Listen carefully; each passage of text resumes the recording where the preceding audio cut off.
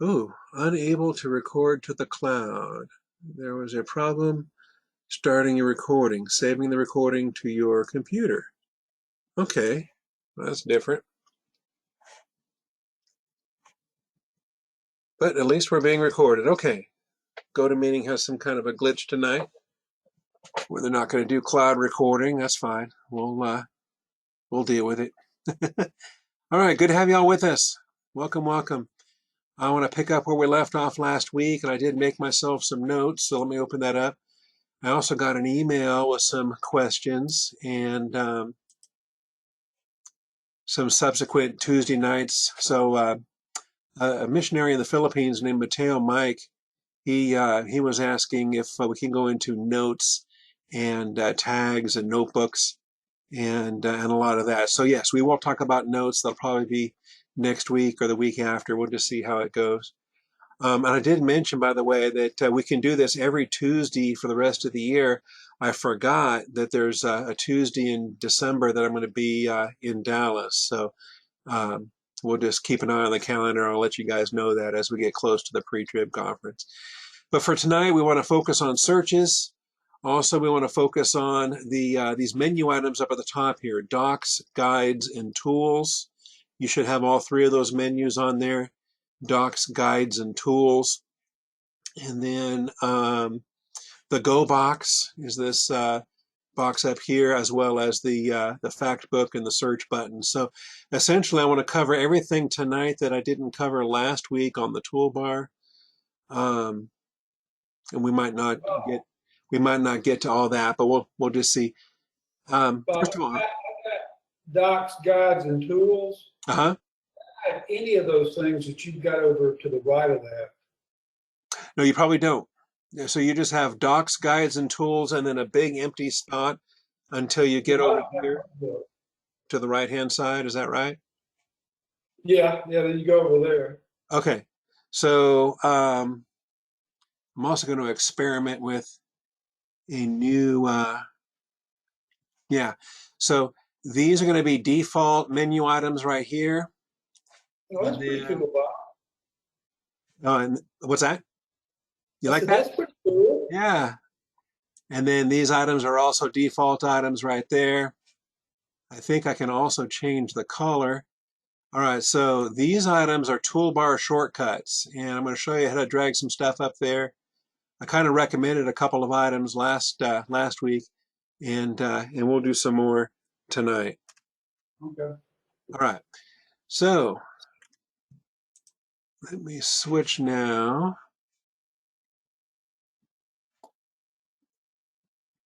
Okay. Uh-oh. Well, that'll teach me. I'll never do that again. I have now lost my mouse. All right, here we go. Yeah, it's called draw on screen. It's an F8 function. I just have to get better at doing that. All right. So last week we covered the home button, which is just a toggle on and off. And I don't do a whole lot with that, but if you want to customize that, you can customize it with the gear item there, and then add content in each section as you desire. I don't do a lot with the home page, and if you have questions on the home page, I can research it and try to find out. The library is where we spent most of our time last week, and you might recall that the left click, it just opens up your library as a drop down. With a right click, you've got an option to open it in a new tab, like that. Essentially, a new resource window is what they call a tab, and or to open it in a floating window. And a floating window just kind of removes it from the main application so that you can drag it to a different screen. You can move it around, you can reposition it, things like that. These floating windows are what I constantly use in the pulpit. I use these floating windows for my Bible display that allows it to sit on top of a YouTube PowerPoint slideshow. So you may find that you'll never use a floating window, or you may find that you just love the floating windows, and you can have an unlimited number just to position them to every monitor you can you can imagine. Also, I would encourage you, if you haven't been doing it already, go ahead and explore with these tabs, since I got two tabs that are open here. If you wanted to open a Bible, you can have additional tabs. But every resource that you have open is a tab. And so you can just practice dragging the tab to different places. And you can see before you let go of the button, you get a kind of a shadow to show you where it's going to land when you do let go of the button. And so it's kind of handy. You'll get the hang of it. You may even decide that this is kind of a cool option right there, where you can drop it in the middle, and then you just turn your 2-column layout to a 3-column layout. And yeah, there's just other things there. So anyway, just practice with that. Practice dragging tabs around. And you can't really break anything or hurt anything by dragging tabs around. And it just gives you a better feel for how to set things up. All right. So Ed, if your toolbar is totally blank, that means you did not drag a Bible to the top of it there, which would make it easier to reopen. So in which case, you can go to your favorite Bible, and you can obviously open it from the library by typing it in and selecting it. Here's another thing you can do. You can just click it to open it, or you can click and drag if you want to position it, on a particular side of your screen. So almost everything that's clickable is also click and draggable, which really helps. I also failed to show you last week where Bibles especially, but a lot of other resources will have column layouts. And so usually it's set to auto. I prefer to set it to none and just have single column. But some people just want to insist on having a set number of columns no matter what.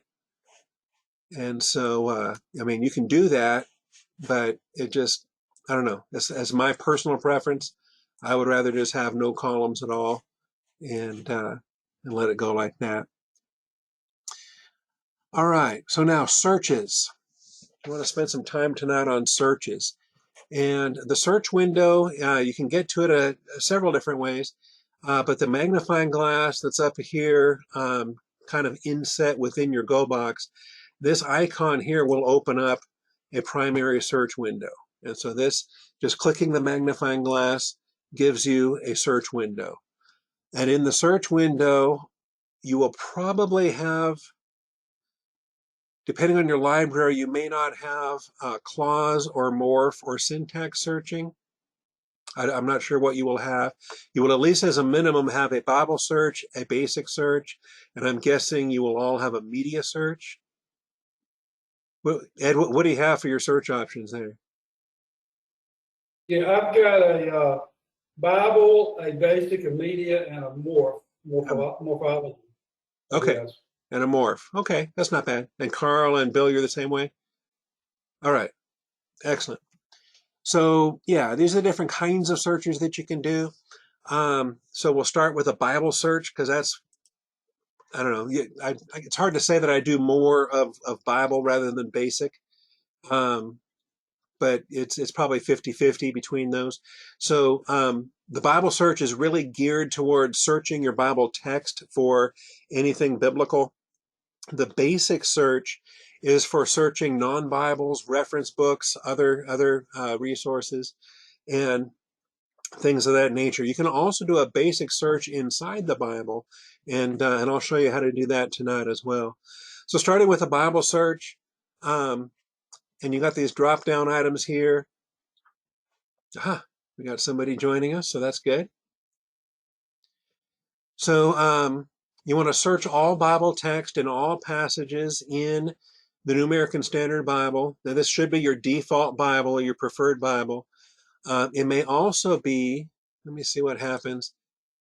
It might have just done that because I happened to have that Bible open at the time.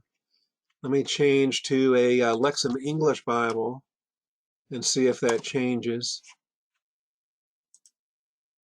Nope, it doesn't. It still has my preferred Bible in the drop down there. All right. So when doing a Bible search, okay, hello Lee, welcome. When doing a Bible search, um, you have these parameters right here, and all of these are clickable. So you can search all Bible text, and that's kind of the default. And for now, I'm going to pretend that's not there because it'll be confusing if I show you some of these other options at the moment.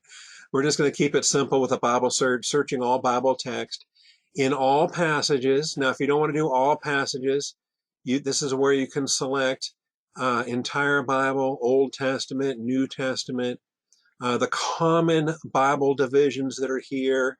These will be default. These will be installed with your system as you install. You have the opportunity as well to save particular ranges, okay? And any saved ranges that you create, they get left here. So I've got some saved ranges, including a Genesis range and a Proverbs range. I also have, for whatever reason, I have just a Genesis 1 and 2 range. I may not ever do that search ever again, so that's fine. I'll go ahead and delete it. The Solomon authorship, which I like, because that takes Proverbs, Ecclesiastes, Song of Solomon, and it adds Psalm 127. So that's a range that I created a while back, and I'm glad I did that. I'm going to keep that up there. The Pauline salutations. This only includes those initial verses of a Pauline epistle, like Romans 1, 3, or Romans 1, 1 through 7, 1 Corinthians 1, 1 through 3, 2 Corinthians 1. Anyway, I created a custom range that only includes the Pauline salutations or the Pauline benedictions at the end of his books, or I combined them both into Pauline salutations and benedictions. The warning passages from Hebrews, really any collection of verses that you want to create, you can create, save it as a range, and then you're able to search it. But for now, we're just going to leave it open to all passages in the Bible. And I'm going to search for, give me a word we want to search for. I want to search for pastor. All right. And I search for pastor, and it gives me none. If I search for pastors, it gives me one. For pastors and teachers. Now, that might be too precise for you, in which case there's an option here within the search itself where you can match all word forms. If you want to match all word forms, then typing for pastor will give you pastor, pastors, pastoring, pastored, things like that. Like searching for love will give you love, loved, loves, lover. It gives you the different forms, okay? Again, this is the control panel for the search menu. I prefer to unselect the match all word forms. And that way, I'm not worried about singulars and plurals. I'm finding the terms that I want to find. And if I want to find pastor or pastors, I can do a pastor with an asterisk, and that'll give me both. Okay, you can use wildcards, you can use a number of other special characters, and I'll be showing you those here tonight as well. So I want to find a word like love. All right, 348 of those. So that's just basic words. If I want to find a phrase, I got to put like Google, I got to put a phrase in quotes. So love never fails. I put that in quotes, and that'll search as a phrase. If I don't put it in quotes, then I'm just searching for individual words, and they don't have to necessarily be a phrase. They just have to be in the same verse. Does that make sense? All right. So pastors and teachers, that's just giving me the verses that have both words. If I just put a list of words in there, I'm looking for verses that have all of those words. If I want one or the other, I got to put an or in there. Now, it's very important that you put the or, the search operators have to be in all caps. You want to put the search operators in all caps, and that's going to give you a selection of verses that have either the word pastors or the word teachers or both. And it gives you the search results like that in with the color coding so that you can visually see them in pretty short order. If you don't put it in all caps, this might crash my system here. It's actually searching for the word or. And yeah, so there's only one verse in the Bible that has the word teachers and the word or. I mean, who wants to search for the word or? Okay, so if you're going to have operators, make sure the operators are all caps. Pastors or teachers, like that. So you can search for a word, you can search for a phrase, you can search for multiple words with either or and. There's a lot of parameters. The search helps here is nice because this kind of tells you what I was just explaining, how an exact phrase has to be put in quotes. Also, you can search a Greek word even if you don't read Greek or type Greek or have a Greek keyboard installed on your system. If you just put a G colon, and you'll see right here, it tells you, whoops, anyway, the third item down under search helps, type G colon or H colon to type transliterated Greek or Hebrew. So up in here, if I do a G philos, I'm just typing the English letters for philos, but look what drops down there. What drops down there is a really nice suggestion list where you can actually search for philos and it gives you your results, okay? Keep in mind, though, that when you just search for philos, you were searching for the nominative singular. You were not searching for the lemma. And so it again, put your attention on the drop down that a lot of times you're better off, instead of selecting the word philos, select the lemma philos. And when you search for the lemma philos, there's a whole lot more results, okay? There's actually 29 results of the lemma, whereas there's just a smaller list that is strictly the nominative singular for philos. And some of that I know is going to be over your head right now, but just keep it in mind for later on when you start to really learn the differences in the lemma and the different forms that words can take. You're really going to do most of your searching on lemma searches rather than word searches from the Greek and the Hebrew. And you can do the same thing in Hebrew. If you know a Hebrew word like shalom, you can see, okay, there it is, peace, prosperity, success. So you can pick that and search it. And so it's pretty powerful even without knowing a word. Without knowing Greek and Hebrew, you can type it in with a transliteration, and the Logos will really help you to find it. Again, that's a G colon or an H colon. They also provide a little keyboard button there too, if you do want to switch to the Greek or the Hebrew. So like now, yeah, you can do that, but that's just a matter also of learning how to type in Greek and Hebrew. So trial and error, you'll get there. Also, there are templates, and they are found inside your table of contents panel. Remember, almost every resource has a table of contents panel or a side panel, and the search menu is no different. And you're going to find a lot of templates here that you can use. So if you want to find two different terms, both this and that, you can use that template. Either term, this or that, you can use that template. All of the terms, any of the terms, this but not that. Let's say you want verses that have Jesus but do not have Christ. So you can do a search like that. And these are all the verses that have the word Jesus, but they don't have the word Christ. for example. So plenty of other searches there. I believe in your quick start guide, did y'all go through any of your quick start videos? Yeah, so they've got a search the Bible video there. And it's only 8 minutes, so it's not going to be a whole lot, but at least it'll give you an overview. And then what we're doing tonight will give you a whole lot more.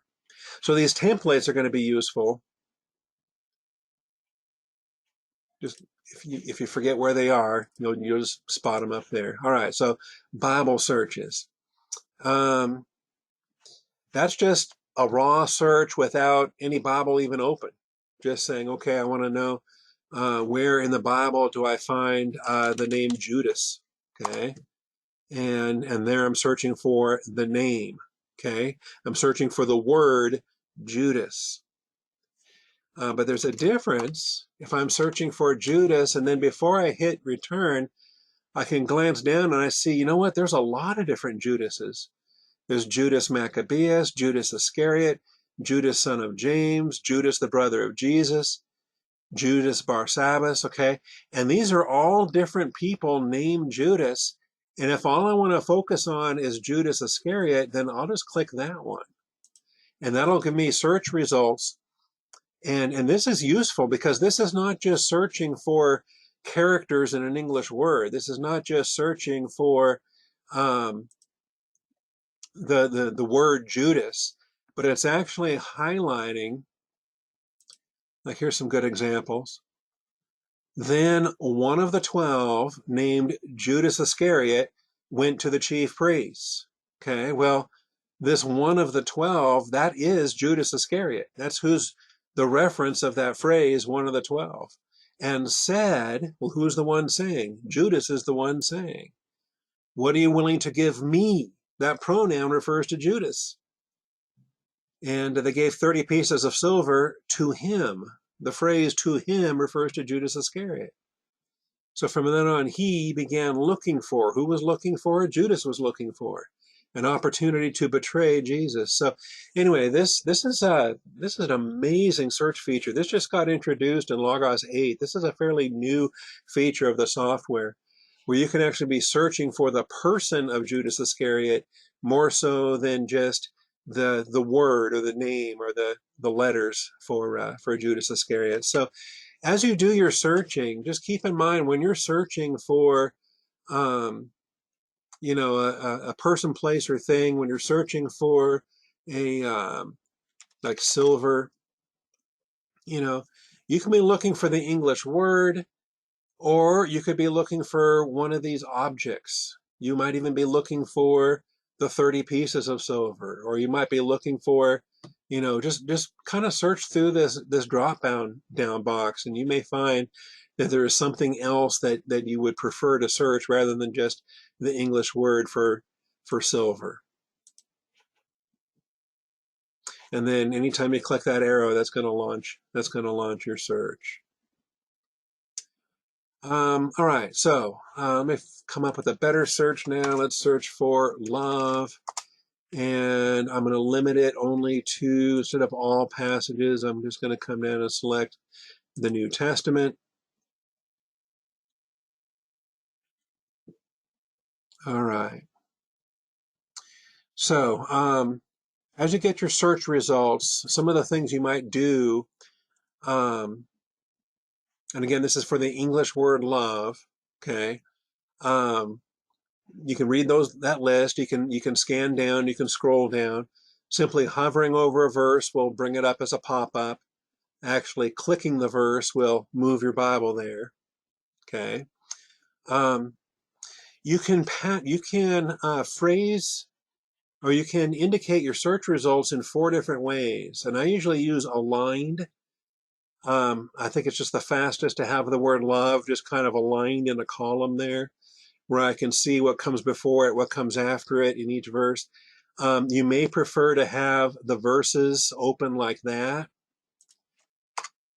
And then if you want to have it side by side with the Nestle Aland, with the Greek New Testament, you can display it like that. And so now you've got your search results in a column, and then you have a secondary Bible in the same in another column, and you have the results side by side, and that can be handy for a lot of reasons, especially if you're just going to glance through and try to see differences between your agape love and your philos love.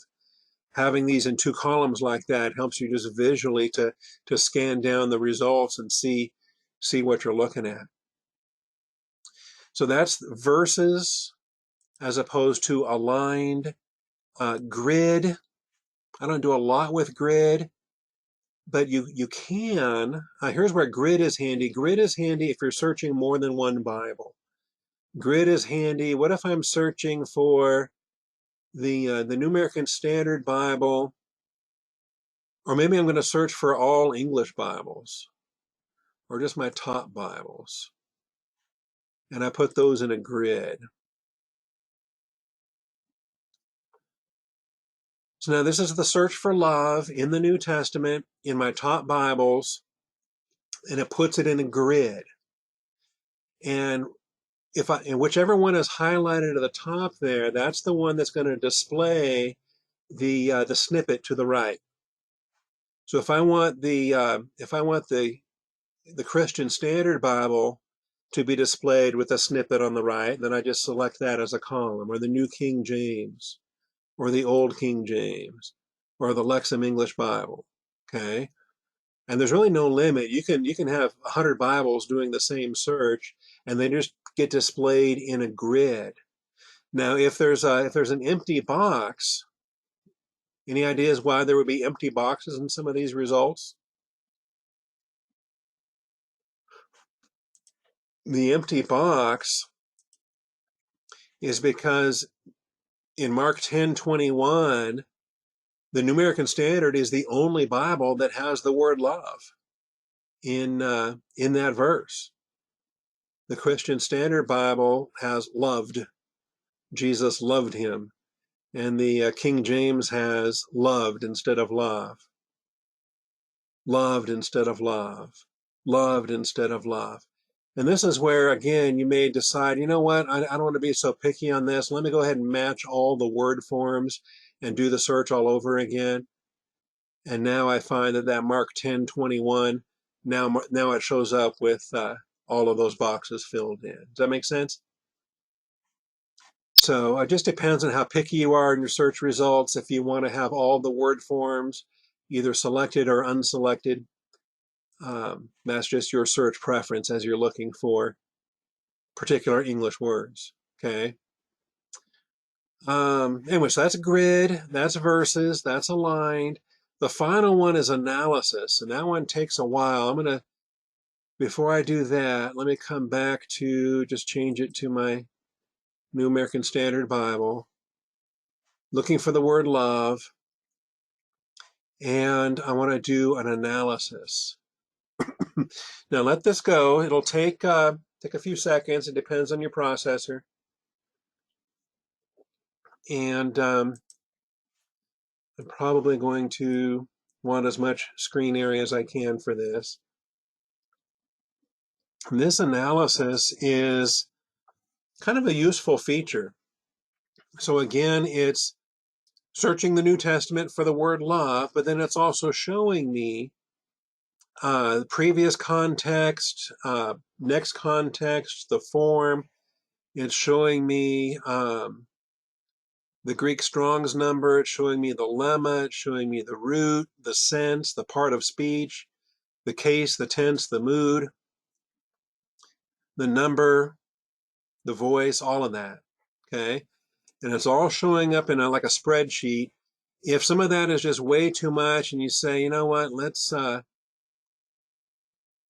turn some of these off. I don't need to know the book. I don't need to know the chapter. Just having the reference up here is good enough. Don't really need the form. I do like having the Strong's number. I do like having the lemma. Anyway, you can just right-click any column heading, and you can select or deselect whatever you want to show up. I mean, look at this. This is Look at all the options. If you selected every single one of those, you would have an amazing spreadsheet, probably more than you would even care to know about. But the fun thing is once you have this done, then then you can drag a column up here to the top. And so let's say you want to drag the lemma up to the top, or the Strong's number. Either way, 25 is agapao and 5368 is phileo. But either way, let's just drag the lemma up here to the top, and then I'm going to drop it there. So now my search results are broken down into the different lemmas. So there's agapao, agape, phileo, Philadelphia, aphilagurion. You got all of these, and some of these are actual phrases like the love of money, love of the brethren, um, loving their children. But because the English word love shows up with some of these results, then sorting by lemma can be helpful when you're doing an analysis on that. Anyway, that's probably more than you care about for tonight. Just a little hint so that you know that analysis window is very useful if you get into studies like that. For the most part, I just leave it as an aligned search window and look at it like that. Now, these are just searches without even a Bible open.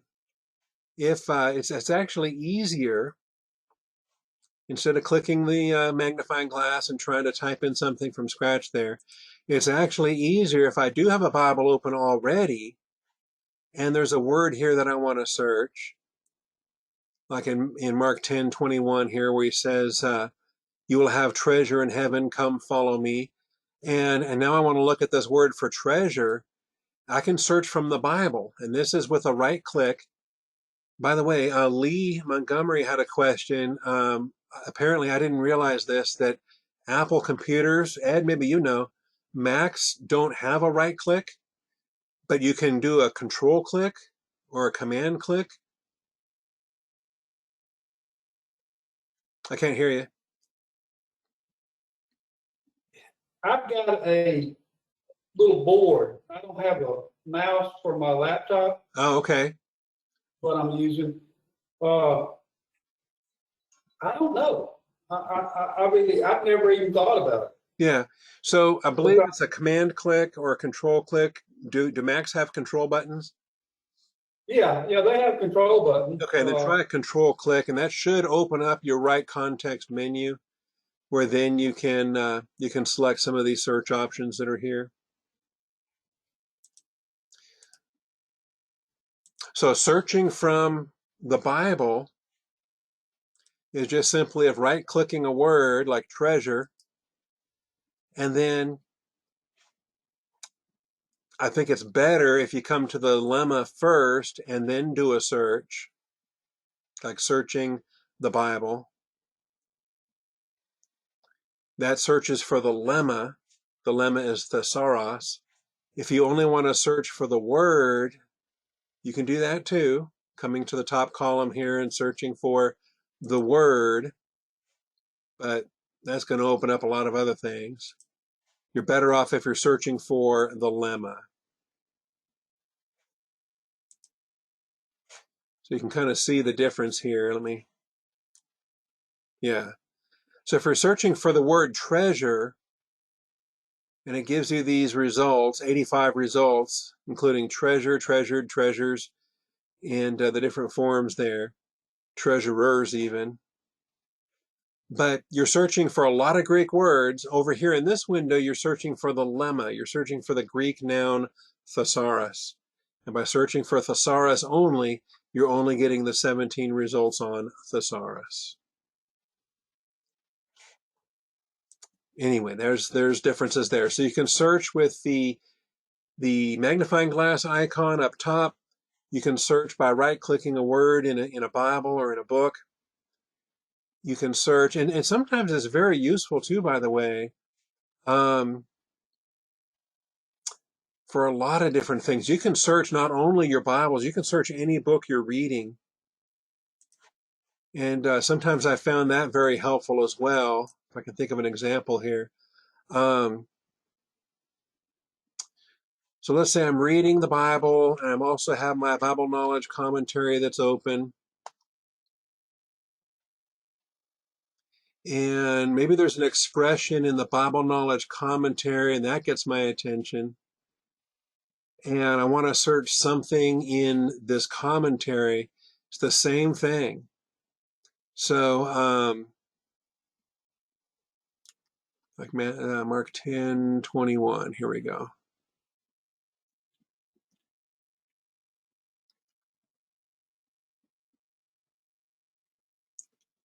I'm looking for an example here of what I can find. Maybe the Bible knowledge commentary is not a good example. Anyway, let's just pick something. So Jesus and his disciples continued on their way up from the Jordan Valley, and for whatever reason that gets my attention. And so I can left click on Jordan Valley. I can right click this selection Jordan Valley. Does the Bible knowledge commentary, does it ever talk about the where else does it talk about the Jordan Valley? Oh, look at that. It talks about the Jordan Valley 24 times in this commentary, not only in Mark 10, but in all of these times. In Genesis 13, and Genesis 14, and Numbers 13, and Joshua 2, this commentary mentions the Jordan Valley a lot. Just for example, okay, that may not be significant, but it might. That might be something you want to look into. Same thing with a Bible dictionary. And so you may want to search for a phrase inside that Bible dictionary or other resource. And so the point is every resource is searchable. Every resource is searchable. And there's the different ways to be doing that. All right.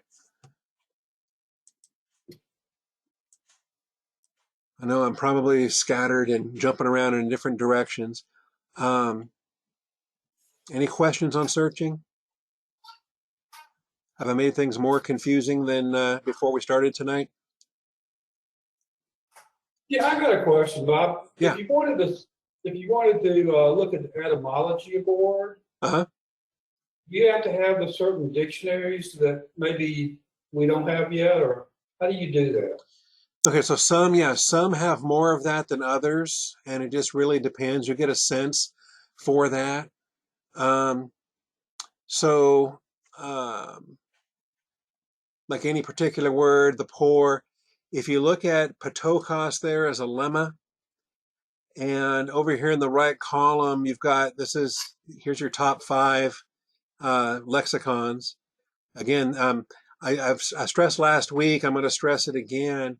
It's going to be very helpful for you if you designate what your preferred top 5 are, because that's what helps populate fields like this. If you don't stipulate that, then the program just kind of does its best guesswork based upon the ones that you've opened in the past or the ones that you open most frequently. Um, but yeah, different lexicons will tell you about that. So with respect to patokos, for example, or any phrase, I think it's useful. Get an idea of what your lexicons are. Just spend some time looking through them. And so, and an easier way to get to that is to select the lemma, patokos, do the Bible word study, and let it populate. But then take a look up here, and these are going to be your top lexicons. Okay. And if you run out, then you can do more. But um, then you kind of have a sense, and especially if you're starting out and you've only got 2 or 3, then it won't take long to to open up each one of them and just read through, and you kind of get a sense of how that lexicon is structured, the kind of information that they provide. Some of them provide more etymology than others. And it won't take long, and you'll start to get like here. This one is just very brief, the Enhanced Strong's Lexicon, It basically gives you the word, the Strong's number, and a quick gloss. It doesn't tell you a lot of etymology. In fact, it gives you basically none. But the BDAG gives you a whole lot more. Kittle gives you a ton. If you open up the TDNT, now you get a ton on this. And this actually walks you through from the classical world to the Septuagint to the New Testament, kind of walks you through the full history of the term. Yeah, I would just recommend opening up your word study, looking at your list of lexicons, and just start reading them and getting a good sense for which ones are providing that kind of information, what you're looking at. That's a good one for etymology right there. That's the NIDNTT. Yeah, there's some amazing ones that are now available in Logos. Good question.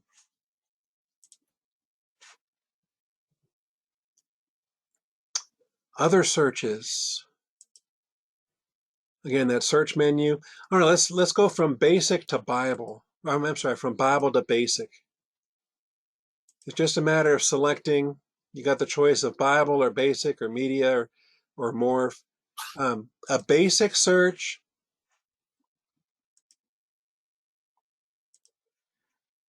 it keeps it populated based upon the last thing that you search, because the last one I did was the Bible Knowledge Commentary. I'm going to go ahead and say all resources. And I want to search for isagogics.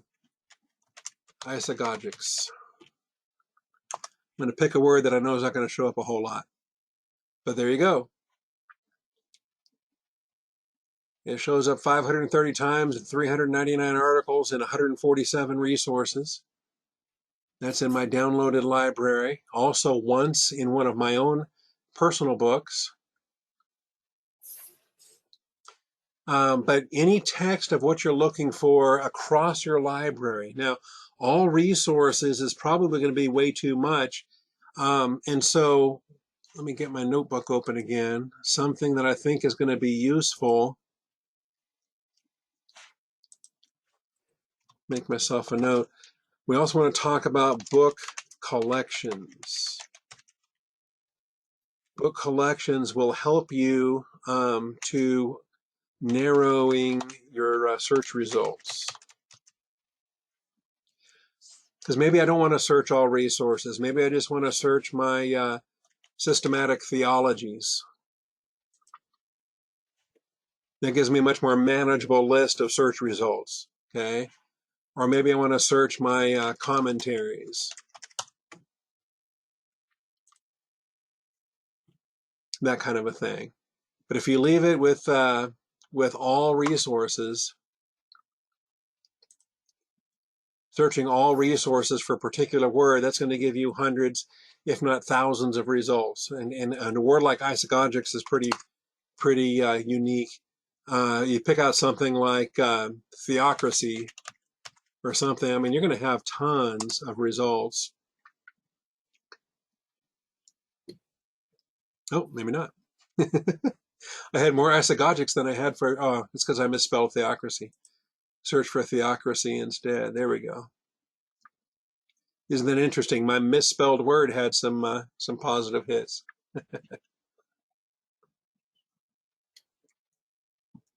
Anyway, the basic search, the way to search a book, the way to search, like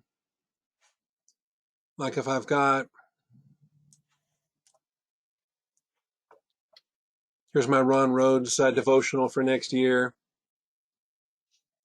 And he's making the big deal about making disciples of all nations. We had a Bible reading from this.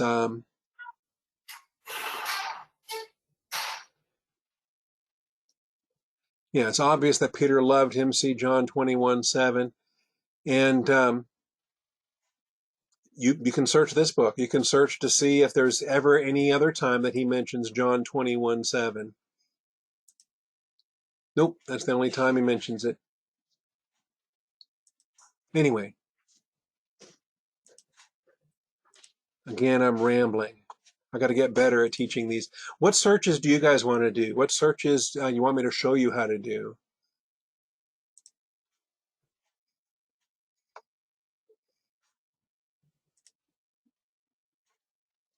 You have some histories on your searches here. You can go back to previous searches. You can go forward. There's a caret here for drop down. Here's all the searches you've done today, searches you did on Friday, on Thursday.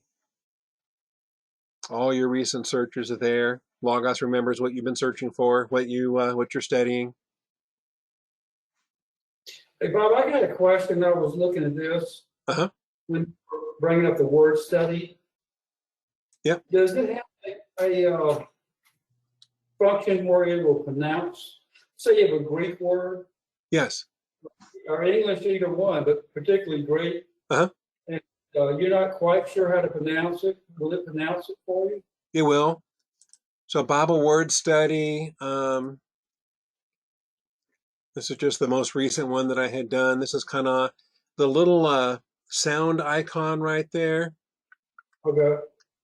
Oh, updates are available. Click here to down. Oh, I forgot. Tuesday night is the night Logos likes to update things. Kana. Did you hear that?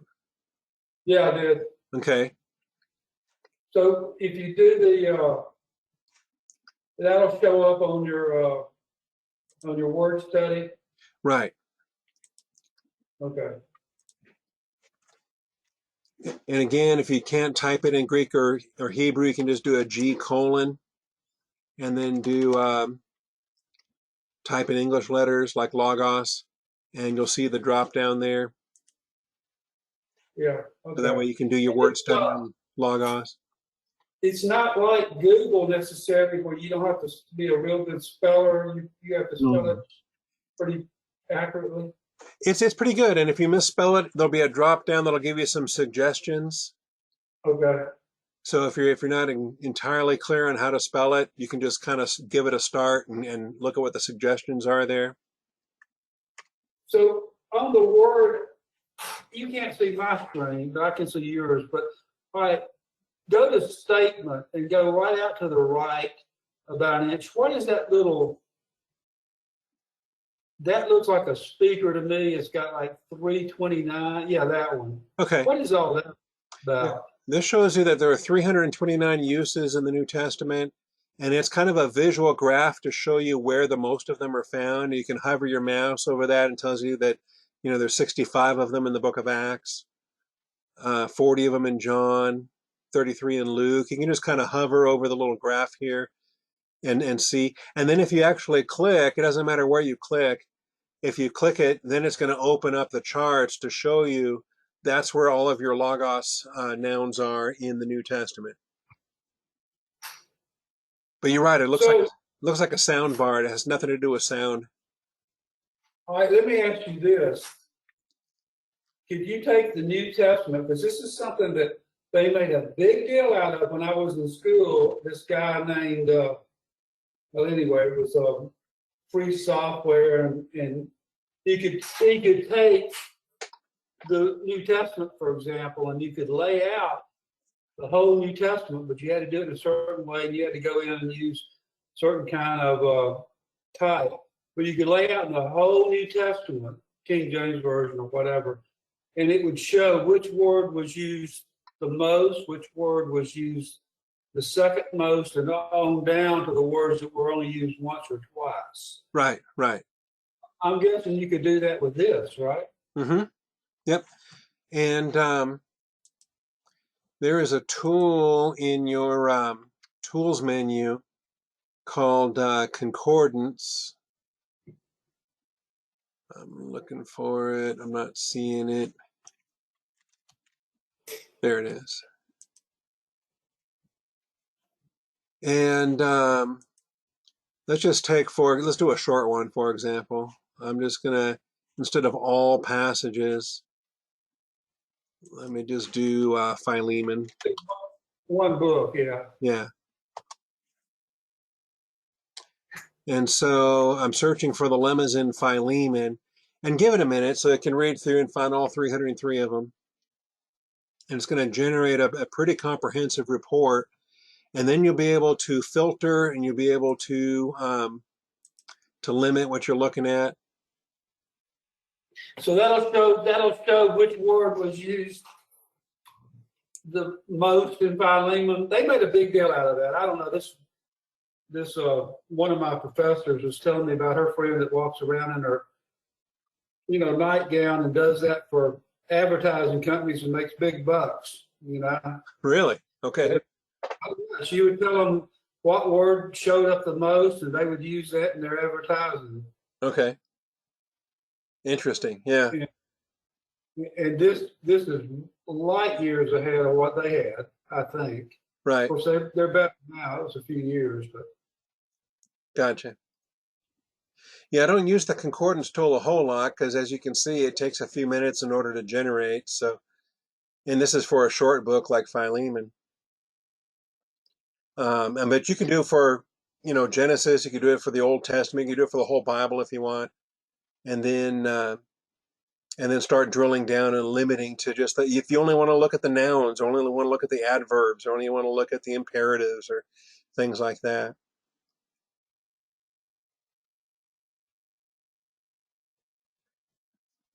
All right. Well, let's see. Searches, documents, guides, and tools. So I'll just let that keep running while we kind of move on to another topic here. Looks like it's got about 30 more seconds. I don't see concordance on my tool section. Oh, yeah, I do. I see it. You see it down below? Yeah. Yeah, I see it. There's a lot on the tools menu, and some things are buried so far down that you decide you want to pin it to the top. So then you can And how do you you do can that? right click it and you can promote it to the top. And that way it'll show up here. Okay. All right, there we go. So there's my 334 lemmas in Philemon. Looks like ha has the most, has 36, and then oo, and then ego. So yeah, you get a lot of your articles and your conjunctions and your prepositions, things like that. So, and then all the way down. And then I guess you could click on these Greek words that are in blue, and then that'll pull up a word study for them. Yep, yep. So like you want to do your word study on Jesus. I just pull up the word for prepare. Etymology. Okay. I don't know where that is, but I guess it's way down the list. Well, let me just limit it to the verbs there. That'll make it easier to spot. And we'll alphabetize it instead of putting it by count. There it is. Right there.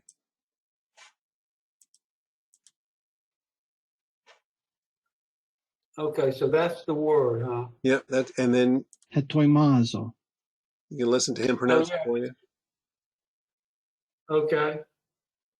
Okay. And so this panel on the left is really useful too. That lets you, change from verbs to nouns to, if you want to remove some of the ones that you don't really care about, just unselect them. Limit yourself to verbs and nouns maybe. And you're saying, going back to etymology, you can do an etymology search on that, but you really can't go back into classical Greek too much. You don't have that. Oh yeah, I got several classical lexicons and other resources on it as well. Oh, okay. Yeah. You can search through, here's your textual searches. And the textual search is, okay, it brings up anytime it was used, huh? Yeah, so Septuagint, there's 108 uses there. New Testament, Apostolic Fathers, Biblical Dead Sea Scrolls. All right, can you search this? And I'm sorry I'm getting into this, but I am getting into it, which is good. All right, you go to Greek classics. Can you find the very first time this word was used? Well, that would be, you can. So you can search right there, 536 results and 522 verses. But then what you would have to do, and I don't know that the library is structured like this. You'd almost have to know when those authors wrote. Right. You would have to know if Ajax is older than Alcibiades. Yeah. Yeah, and that's fine. I just was just curious. Yeah. That's really neat. Yeah, there's a lot more there than I ever use, and I know a lot of folks maybe wouldn't drill down into that. And we have this with Logos 9. You should, yeah. So the engine itself, everybody has the same engine.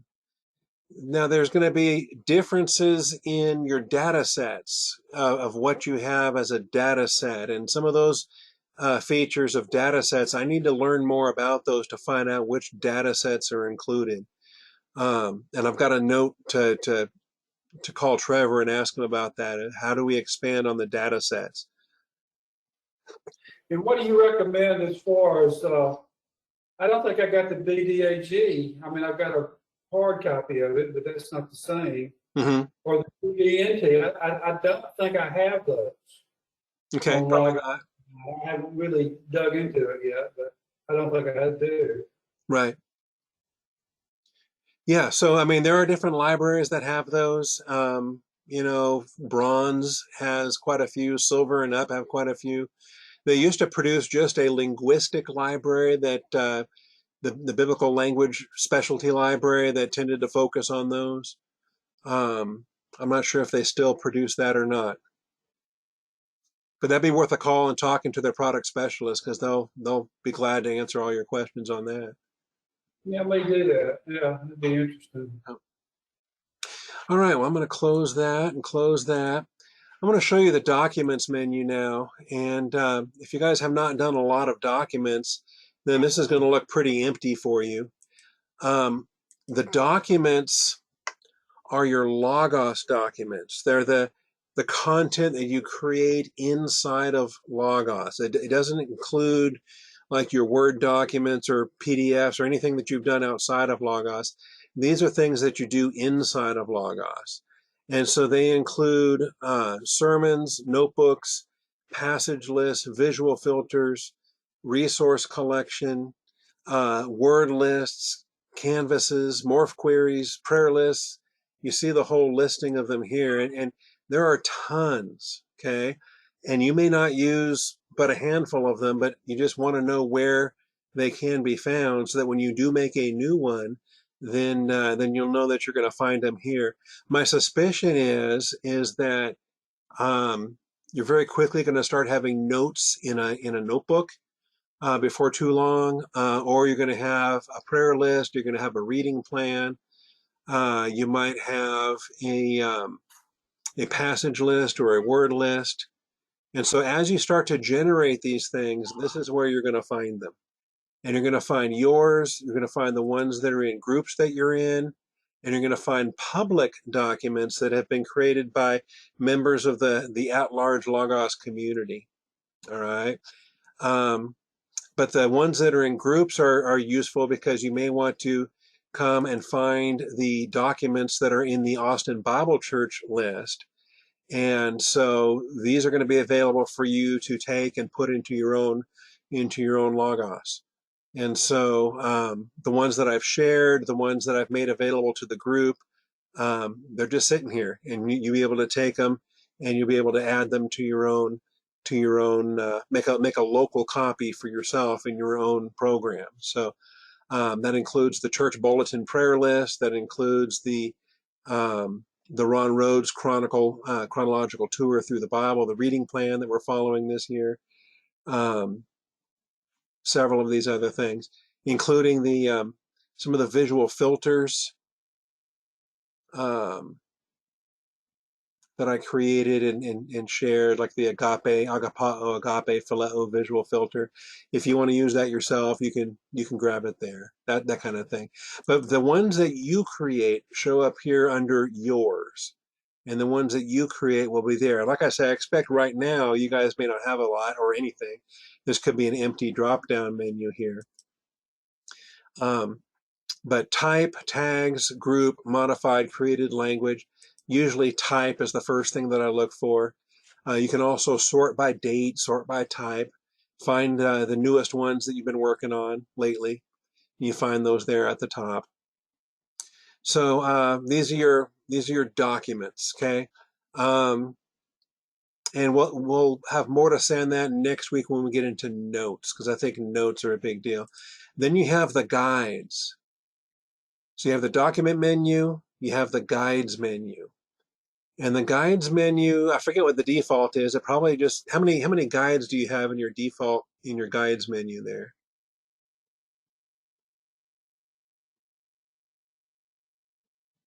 You got 5? Okay. So probably 6. Okay. Passage guide, word study, exegetical. What else do you have? Topical, maybe? Okay. You're muted at the moment, so I'm not hearing anybody. Yeah, topic guide, basic Bible study, and biblical person.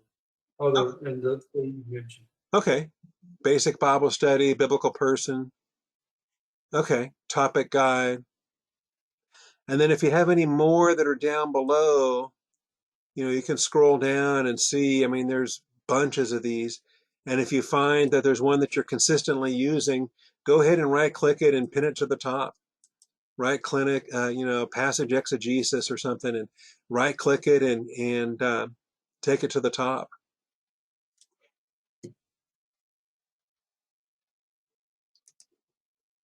Yeah, pin to top. Or don't pin it to the top. I probably won't use a counseling guide anytime soon, so let me unpin that from the top. So there we go. But this is where all your guides are. And if you find that even this is hard to get to and you would rather have it on the toolbar, then just grab a button like Word Study and drag it up here to your toolbar and drop it there. And now you've got it in both places. Okay.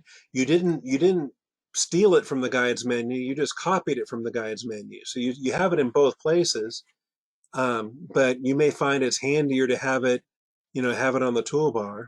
And if you decide you don't, then you can just delete it. It's pretty simple to drag and drop and to delete and to rename and all that stuff. Logos wants me to download 737. Oh, that's kind of a small update. I don't mind doing that. All right. One updated resource: How Scripture Interprets Scripture, What Biblical Writers Can Teach Us About Reading the Bible. Oh yeah, I was looking forward to that. This is something that I ordered as a pre-pub several weeks ago, and I knew it was coming out. So it got released tonight. How about that? So now I have it. It's released. Um, so this would be a good example for you guys. If you get a new book and you decide, all right, you know what, I wanna take some time and look over this. Um, I'm gonna come up here in the control panel and I want to start a reading plan. And I want to read this book at my own pace by myself. Um, let's just say I'm going to read every Monday starting next week. And by yourself, or do I want to share it with the Austin Bible Church group? I'll just do it by myself. And click start. And so now it's giving me a calendar. I told it I want to read every Monday, and now it broke down for me. And now I've got a schedule where I can read this over the next looks like 9 sessions. And if I forget about it, then I'll get handy little reminders right up here. There's now a card on my home page for that reading plan I just created. And that's the one I created the other day. So I've got 2 reading plans now. And yeah, just set aside the time and say Monday is my day for this new book reading. So that's kind of cool. I'm glad that came up while you guys were here. All right, so guides, word study, exegetical guides, passage guides. Each one ought to be a class all by itself, but you can find the guides up there. Any particular guide you want me to show off tonight? We kind of looked at the word study guide earlier.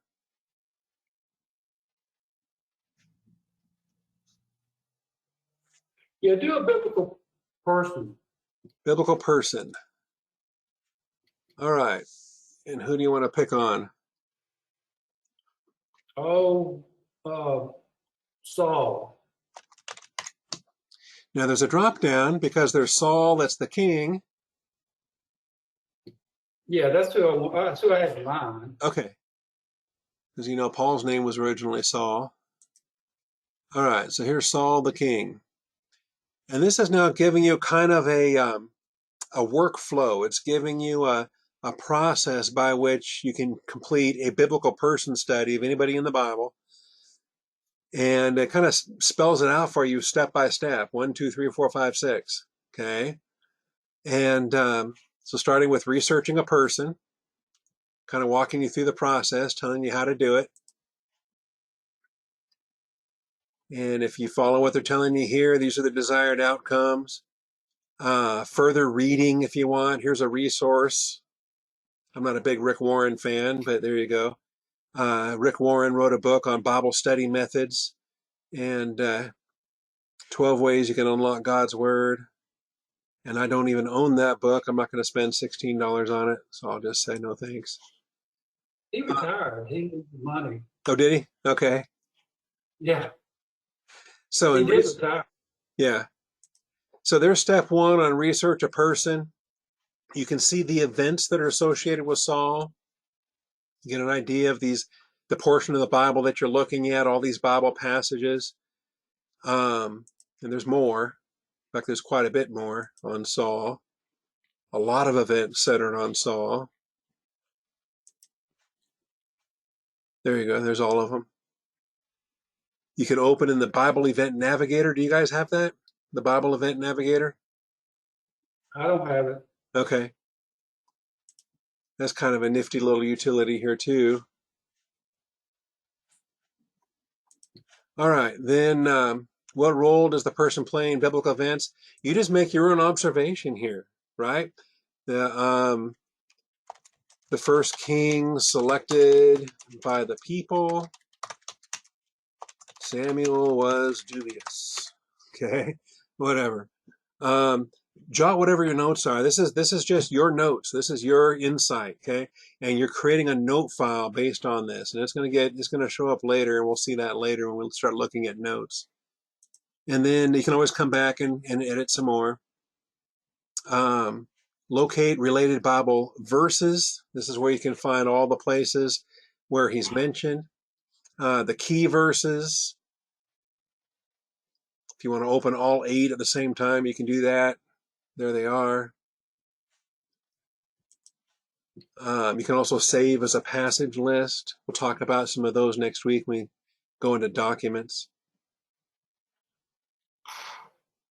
You know, this is kind of a nifty little utility. I haven't done a whole lot on this. Research original language words related to this person. Shaul, Melech, Ish, Gabor. There's the Hebrew, there's the Greek. After the person's proper name, what are the most common words used to label that person? Well, he's a king. He's a hero or a champion, a Gabor. Yeah. What do those labels tell you about the person's roles in society and about how they viewed themselves? Kind of a neat little thing. Research a person in dictionaries. So now that you've gone through all your Bible passages where he's mentioned, now you can find him in your various Bible dictionaries. So you can look up Saul, king of Israel, and read what those dictionaries have to say.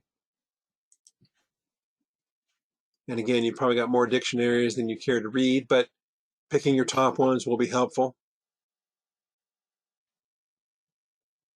Oh, that's interesting. It's finding the topic of King Saul, and it's finding not only in my dictionaries, but it's also finding some BibSec theological journals as well. Yeah, that'll help you locate a lot of good information that way.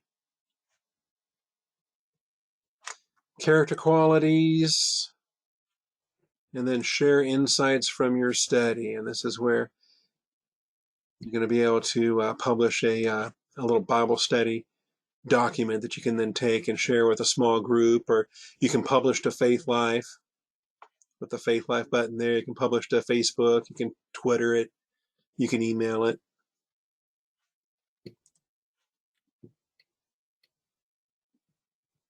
Well, that's kind of a spiffy little tool. I've never used that before. All right, well, thanks for suggesting that.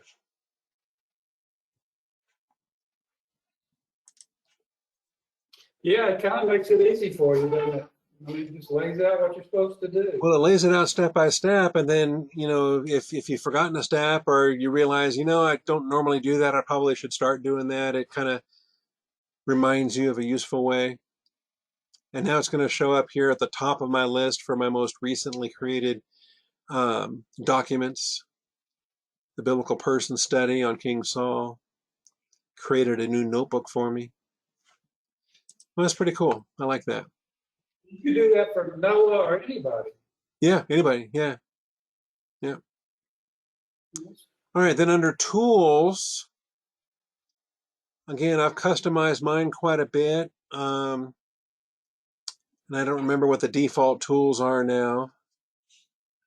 Ed, what do you got for your tools in the top there? Atlas, Canvas, Factbook, Faith Life Assistant, highlighting information media, notes, search, sermon builder, sermon manager, and text comparison. Okay. And then I got a drop down. And then, yeah, then there's a whole bunch more down below. So, and I can drag one of them up to the top if I want to. Yeah, I think you can drag it up, or you can just right click and say pin to top. Or you can also make a toolbar shortcut. Yeah. Different options to do that. So some of these tools, I like the Atlas, the text comparison. So let's say you want to compare different verses. Looks like the last one I did was 1 John 3:17. And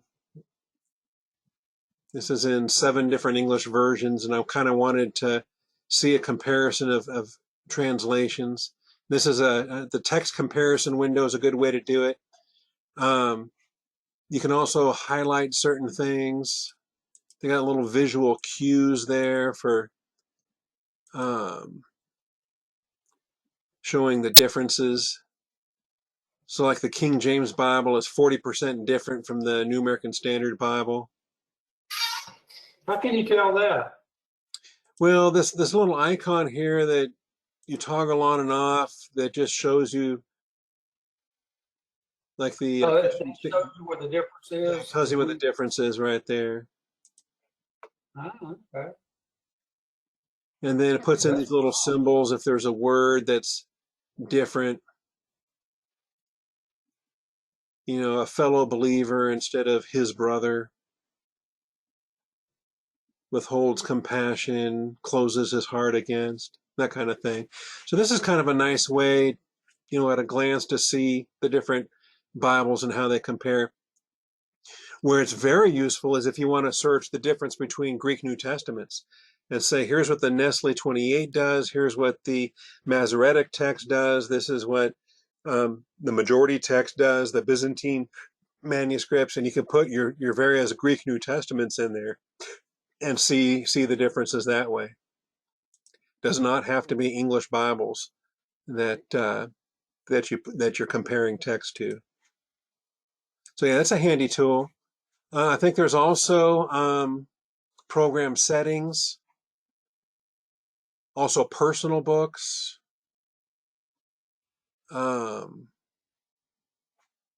The Canvas, if one of you guys wanted to become an expert on the Canvas, that would be super handy because I would like to do more with it. I really don't do a lot with it.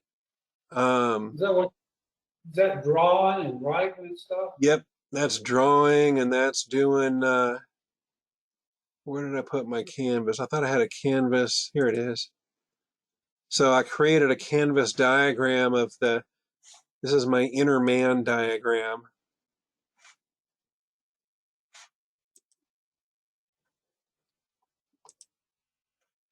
And every now and then I look at it some more and I decide I want to tweak something.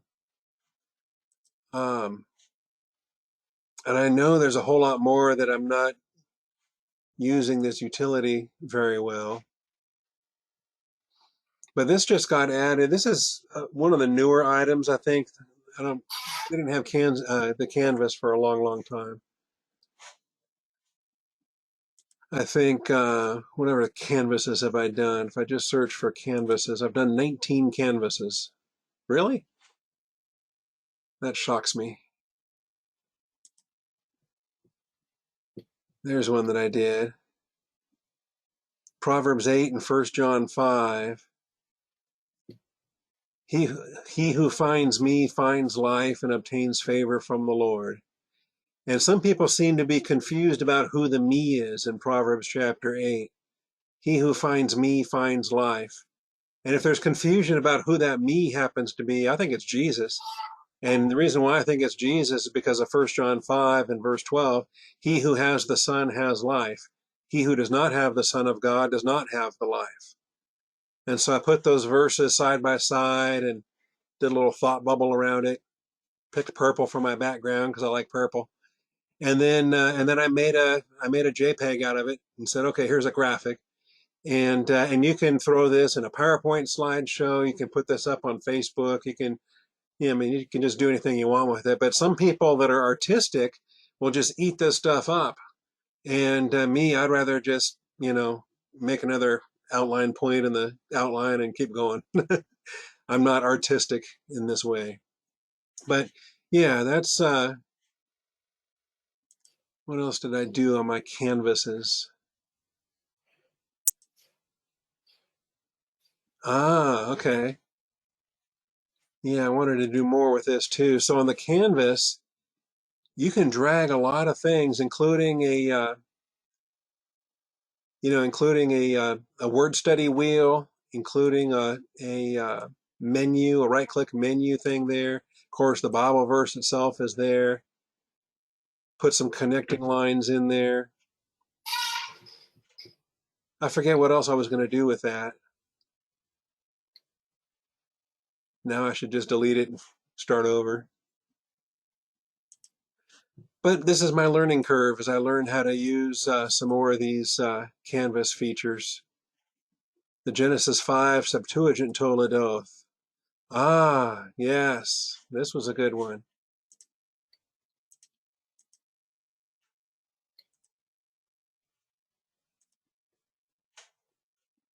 So once I realized, whoops, come back. How did I do that? Here we go.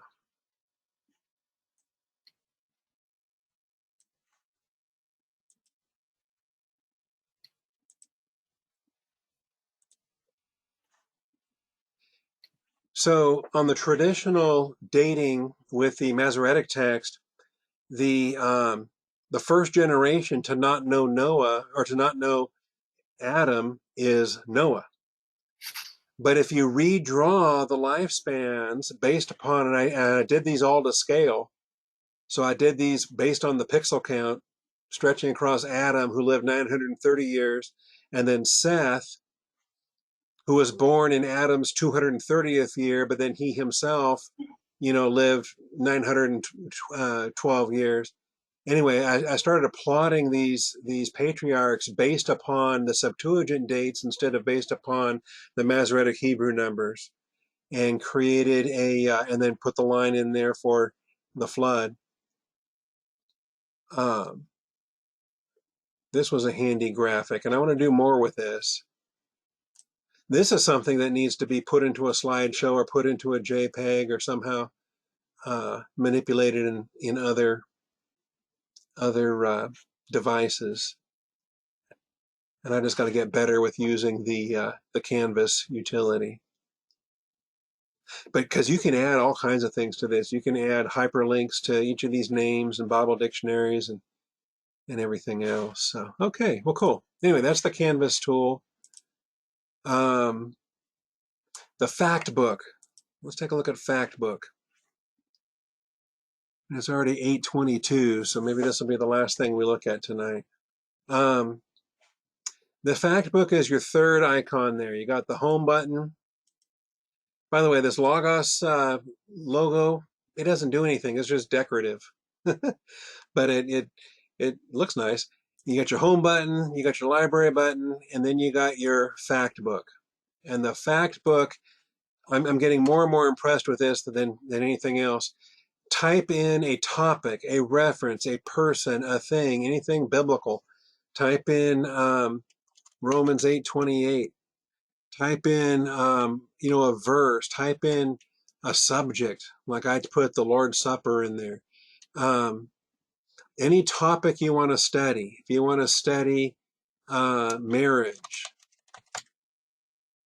okay, he's going to give you drop down suggestions here because there's a lot. There's marriage as a topic within systematic theologies. There's marriage that's part of a Bible custom. Marriage as a counseling theme, marriage as a noun, marriage, a marriage alliance, marriage law, mixed marriage, marriage feast of the Lamb. And there's even more. These are just the top most commonly selected options. I'm just going to take the customs there. Marriage customs. And you get a little report. This fact book report is so useful in so many ways because it gives you an abstract at the top, it gives you a key article, it gives you things for further reading, it shows you media in your library if there's any pictures or videos or media related to marriage. Again, key passages. See also these other passages. I tell you, this fact book is going to be amazing. Shows you your dictionaries, cultural concepts, journals. Anyway, we'll do more between now and next week. Play around with this fact book. Play around with it. See what all is in there. Try to stump it in different things. I think you're really going to enjoy that fact book. It's a good launching pad before you get into Bible verses or you get into Bible dictionaries or other resources as you have them. All right. I had a couple of other regrets from last week, things that I didn't highlight already. Um, let's say you're looking for a verse and you don't remember where it is. How do you turn there, right? Well, in addition to being able to type any verse, you can also type words, you can type names, you can type Noah, you can type ark, right? And it'll start to give you different hints, including like, oh wait, Ark of the Covenant. No, that's not it. I want Noah's Ark. Flood. Oh, there we go. The flood, Genesis 7. Anyway, if you can just start typing like David kills Goliath. There we go. And if you don't remember where these verses are, Logos knows where they are. So just start typing words. Just start typing things, okay? And you can do that right inside the Bible navigation window there. You can do it inside your Go box. Next week we'll take a look at the Go box, and we'll see the functionality of this Go box. It's pretty extraordinary. Any questions on that? No? Okay. And Lee has been very quiet this whole night. She hasn't turned on her microphone. She hasn't turned on her camera. Well, I thought I tried to turn on the camera. Hello, can you hear me now? Yes, I can hear you now. Nice to hear your voice. Okay. Greetings all. Thank you for this. Oh, you're welcome. Really appreciate it. And did you hear about the right click? I did. So I need to get the Logos tool on my MacBook Okay. because that won't work on the phone. So I have to just think through, how to use this tool. Mm-hmm. So I'll take care to do that this week and play around with the fact book and the things you showed us. So Yeah. get more comfortable with it. Okay. Thank you. Good deal. You're welcome. You're welcome. All right. 4 more minutes. Anything else?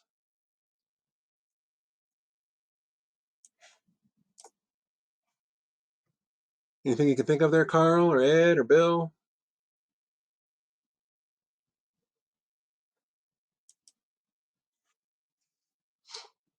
Yeah, I feel like I learned a little bit more tonight than I did last time. I'm getting a little more comfortable with it. I'm just kind of blown away with it. Right. So now let me, so we did searches. We'll have to do more searches next week. Docs, guides, and tools. Fact book. I did not go to the Go box, so let me put that in bold, remind myself for next week.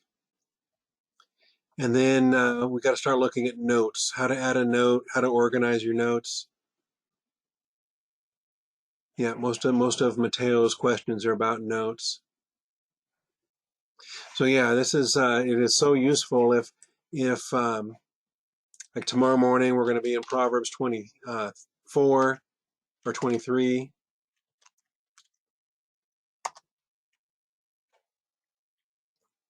And let's just say, oh, that's kind of interesting. I like to have the English, the Hebrew, and the Greek side by side, but every once in a while you get to a verse like that, Proverbs 23:23, and guess what? It's not in the Septuagint. It's a verse that's missing in the Septuagint. You get down to verse 24, and now the Septuagint's back on track. And sometimes they get versified differently, and you can lose track of that. But Logos will not lose track of that. It'll stay up to speed.